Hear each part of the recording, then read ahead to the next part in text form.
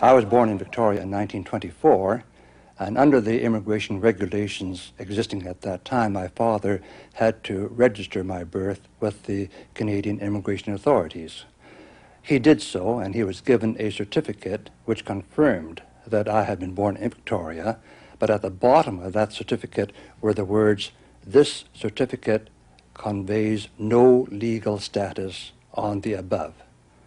Now, you can imagine how I felt when I found out that even though I was born in Canada, I was deemed to be a non-person in the eyes of the Canadian government. When we received a call to serve when World War II came, it stirred up quite a bit of controversy in the Chinese-Canadian community. We had a public debate at the United Church. The community was divided. One faction said, no, we're second-class citizen. The government has no right to call us up and serve the country. Another faction, which I was the champion, said, no, the best bet is to go and serve now, and when we come back, we would have solid credentials to demand our full rights and privileges.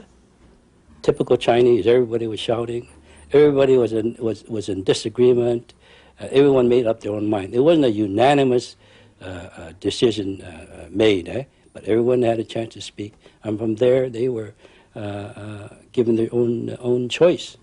Parade! Bite the center! Quick! March! Eventually our group won out the debate, so we decided that's the course to follow. The Chinese contributed by rallying to join the ranks of Her Majesty's Armed Forces. Chinese community participated in organizing war bond campaign. We volunteered for an operation called Operation Oblivion. This was a clandestine operation behind German lines in France, dropping Allied agents in for sabotage, espionage, and things like that. I tried to join the Air Force at that time, but they didn't think the Chinese could fly like the Japanese. And this British colonel came to interview me and asked me whether I would like to volunteer for service behind the enemy lines in Malaya. He's gone. When you gone to heaven? Yes. Oh, sure. After the war, when we came back, that's where our efforts really began to campaign for equal status. We write editorials, we drafted briefs to the various cabinet ministers, to the Prime Minister, requesting and urging the change of Canada's various legislations to recognize the full citizenship rights and status of Chinese Canadians. I voted for the first time when I was 26. Naturally, I felt very, very proud, to be able to participate in the full political process of Canada.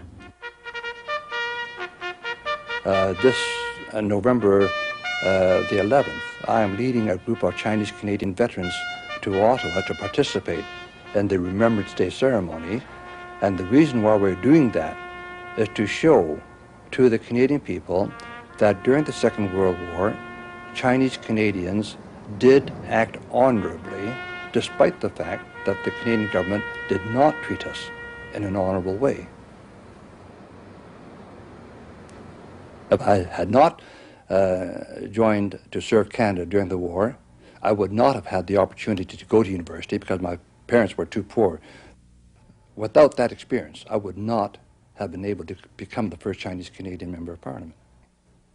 I don't think that anyone could understand the surge of emotions that went through me when I took my seat at the United Nations.